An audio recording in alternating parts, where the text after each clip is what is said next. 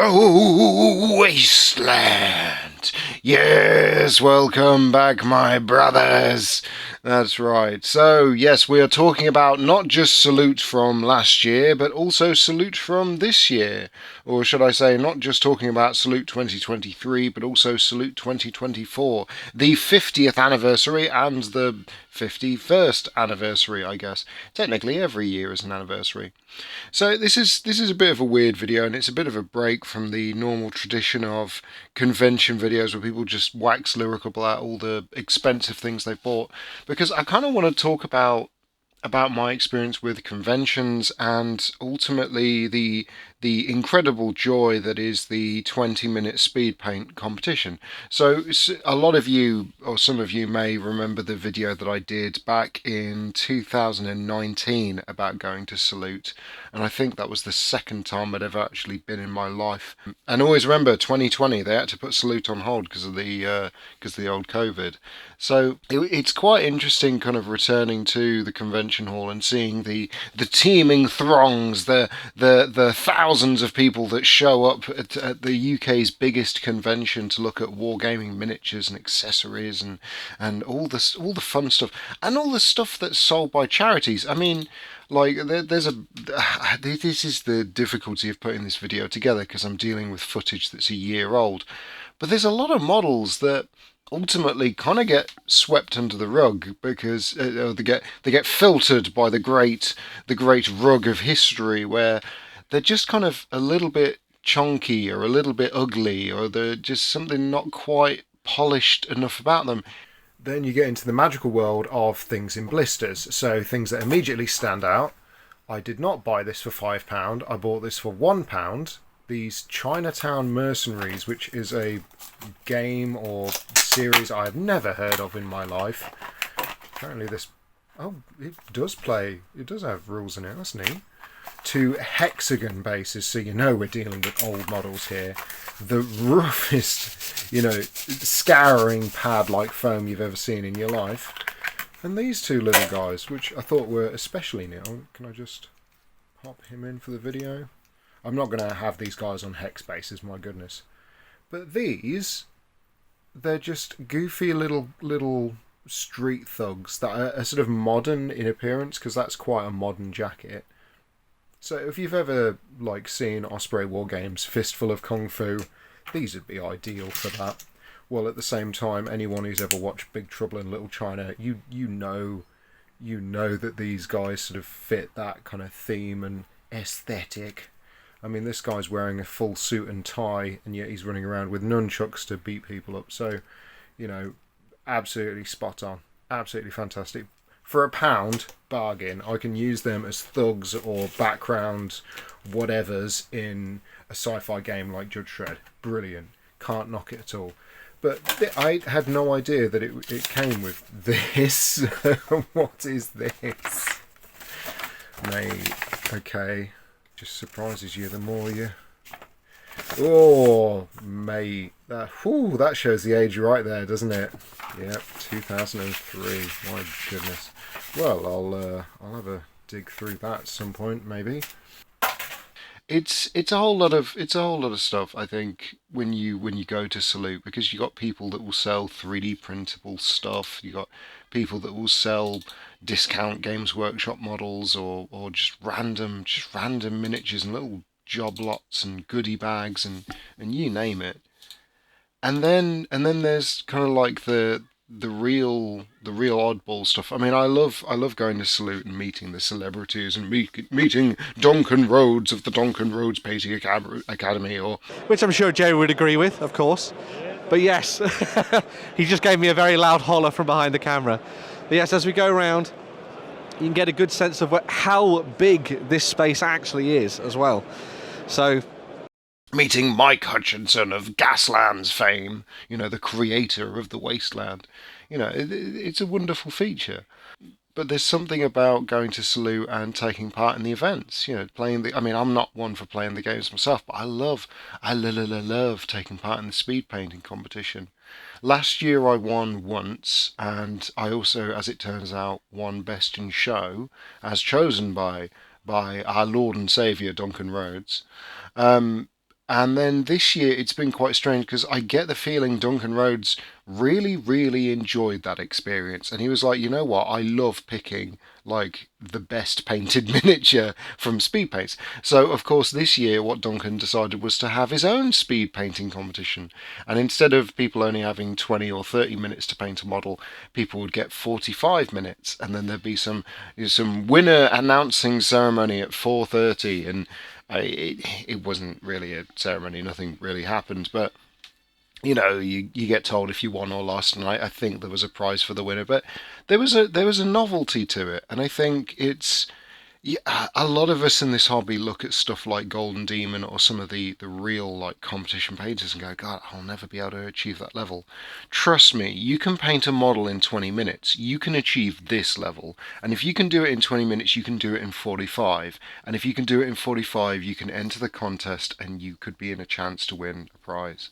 Like this is the thing. It's you don't see enough of the entry level competitions out there, and that's why it's so fun to take part, because at the end of the day, guys, it's not just about hitting the absolute limits of what can be achieved in this medium and this art form, as so many people like to sort of go off the deep end with. It's about the fundamental enjoyment of painting models, and yeah, I love it. And then it turns out I'm really good at schooling children who have 20 minutes to paint a model. So I've got to learn to rein that in a bit. But I think there's a lot of scope for growth and development in the painting competition scene. Because speed painting, my goodness, it's fun. I love it. I think I'll do a video at some point where I talk about how to speed paint a model to a good enough standard in 20 minutes to win. Because you can look at these images and go, that is painted terribly. Yeah, that's not painted great, but that is painted in 20 minutes when you're on the clock and people are breathing down your neck. And you don't get to choose the paints or the paintbrush that you're given. You just get whatever's there and you use it, and you use it to the best of your ability. So to be able to do that, to come out ahead, it's like, yeah, what a feeling. Oh, honestly, I do love Salute. I love going and meeting people. I do love the conversations that we have. It's a hell of a time. And I do tend to bounce between I'm going there to buy stuff and I'm going there to meet people, because the meeting people part is enormous. It's a massive part of it. But then I compare it to last year, and last year it was just like just all the models in the world. Oh dear me. I don't know. I mean, there's something about this year. I went over to the was it War Games Illustrated booth, and they had a box of sprues, and they were just telling people to just take as many as they wanted. And honest to God, it's got to be the leftover miniatures from the French Napoleonics Christmas issue or New Year issue from like 4 or 5 months ago. I took three of them. I mean, you ask, you say, "Am I alright to take this?" And so, yeah, yeah, yeah, but yeah. I do enjoy Salute. It's the convention experience for me, and I'd recommend it to anyone. All right, that's everything for today. Thank you all for listening, boys and girls, and I'll see you in the next episode. Bye bye. Okay, so this is the thing whenever I go to a War Games show like this. Less with like UK Game Expo, because at the end of the day, I'm a miniature war gamer. I love my models more than anything. I go to these things to find cheap models and bits for models. So what did we come away with? Well, we had some immediate winners like this Forge World Death Corpse of Kriegman with a hand grenade launcher, and for some reason a teeny tiny Thompson submachine gun glued to him. This guy was just stuck in a box for £1, and I was like, you know what? I'll buy a Krieger for £1, and I'm fairly certain he's one of the Forge World ones because he doesn't have the new style of Death Skull mask, which is quite interesting. So, Forge World Krieger for £1. How can I say no? Same as this guy. This is one of those new-ish. Oh goodness, it's like Age of Sigmars, Warhammer Underworlds, The Dark Adventures.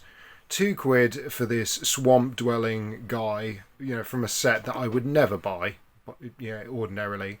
You know, what a neat little figure. I can paint him up as anything, use him in any fantasy game, or even in some futuristic game as like a techno barbarian or savage. Brilliant. Love it. Then of course the ones that I painted. So the two little Chinese mercenary guys, they came from a charity auction table where they basically this charity group had been given someone's miniatures collection, and they were just flogging stuff for £1 or for whatever people thought it was worth, basically, and they were happy to take anything. So, for example, I've got this little plastic bag here of Wargames Foundry. It says a British field gun, but it quite clearly has like a little cooking pot in it, which for D&D, if you're doing like a little camp scene, that is lovely, isn't it? And for £1, you get like a little bucket on a chain and two, what I can only presume are like torches or something.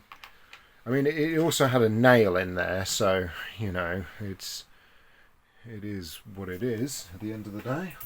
I saw this is a funny one, Titan Wargames Chaos Dwarf miniature.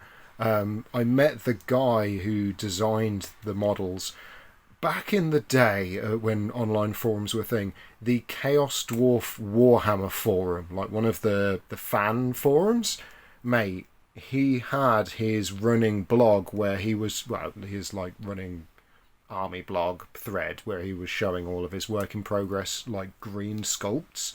I remember following that as a kid.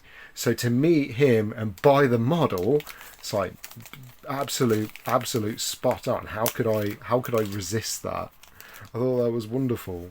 So yeah, I took a photo with the guy, and he's really, you know, this is the thing. You meet model designers more often than not. They're really nice. They're just, you know, normal guys, but with the same kind of passion and interest that you have, which is really good. Come on, there you go. So let's get him out. He will be mounted on his square base as is appropriate. I might go for a slightly bigger base just because there you go. Didn't seem to be wanting to fit, but just classic. You know, this is the thing. This is why I like the guys, you know, Chaos Dwarf sculpts. Back in the day, he popularized the small helmet, you know, without the tallness that would later then go on to become the look of the Chaos Dwarves when you looked at Tamakan and the Throne of Chaos and the Legions of Drazuath the Ashen. Like, that's the thing. This guy popularized that before Forge World did that. So I just, oh, mate. I you know, and he's just there selling the model. I was like, yeah, I'll pick one up, sure. How can I not, you know? But alongside that, we also have returning crowd favourites.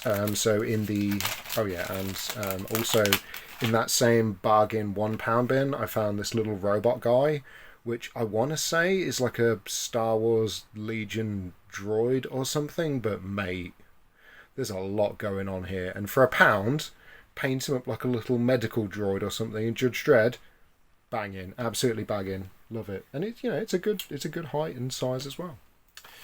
Okay, so I love digging through miscellaneous piles of models for bargains, and the lovely folks over at Encounter Terrain had some absolute brilliant little 3D printed sculpts that you could get in like little bags. Like, you just pick the ones that you want and stick them in a bag, and it's yours. And I just, oh mate, look, I got a little pig. You know, there's something that you almost never have in the correct size, because people will get like farm animal toys and things from Poundland or Dollar Tree or whatever. But then like some really nicely done, like, these are all like 3D models and prints, don't get me wrong, but like the sculpts are lovely, the actual proportions and just everything. Like this guy's really strange with his booty shorts, little halfling adventurer. But, you know, fantastic, absolutely fantastic. And they also did, again, for my partner, the cat series, which are these little guys. So you've got the little witch's cat. Get that in focus there. So the little witch's cat there with the hat. is lovely. And again, really thin, but surprisingly strong. So there you go. I'll save that for last. You've got the Egyptian pharaoh's cat, as it were. The little hood and cowl there, which I think is just adorable.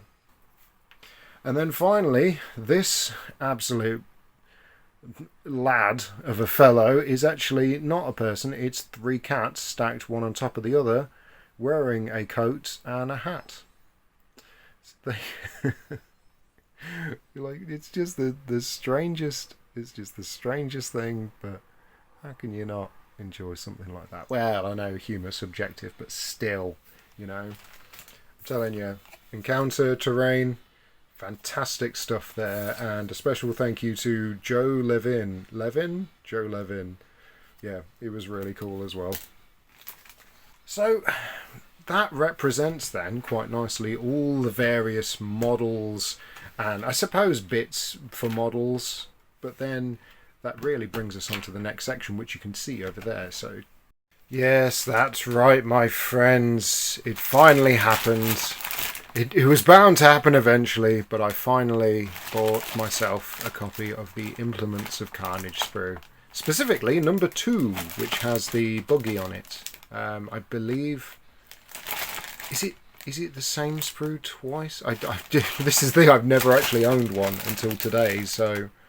yeah, because Implements of Carnage 1 was the one that had the 2 bikes on a single sprue. So I think it's 1 sprue's enough to make 1 buggy, but let's just quickly rip and tear and, well, we can answer the question today, can't we, boys and girls? So, Implements of Carnage 2. Don't get me wrong, I'll do a video at some point, I'll talk about it properly, although, at this point I'm beating the deadest dead horse that's ever existed, because who among you has not heard of this magic that is the Implements of Carnage sprue by North Star Military Figures?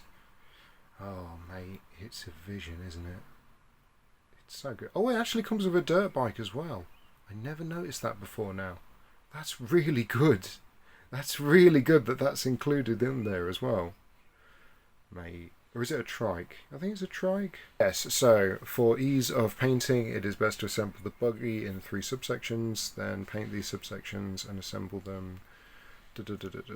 So you've got the buggy, then you've got a dirt bike, and then you've got a variety of either a grabbing claw or a wrecking ball arm. Mate, absolutely immense. Love it. I'm telling you, they were onto solid gold when they made these. They just knocked it out of the park, because everything's perfectly in scale, from the drivers to the little RC bomb car, which is just synonymous now with this game. Love it, absolutely. Oh yeah, like the gunner on the back. Fantastic. But before we get too carried away about the future, it's been hiding here to the side this whole time, but we finally need to talk about our boys over in Zynga Industries and the fact that every time I go to Salute, they do a damaged miscast bit bags for £1 a bag. Oh my god, my goodness, this is why I go to Salute, because you guys every time will have the best bits in these bags, and I love it. I absolutely love it. It's so, you get so many good little bits and stuff that ordinarily you might never get or never buy. Oh, Zynga Industries, be still my beating heart. This is why I love coming to Salute. Yes, so I'm going to decant these and we're going to have a look and see what goodies we won. And then the great sorting can begin. Oh yes.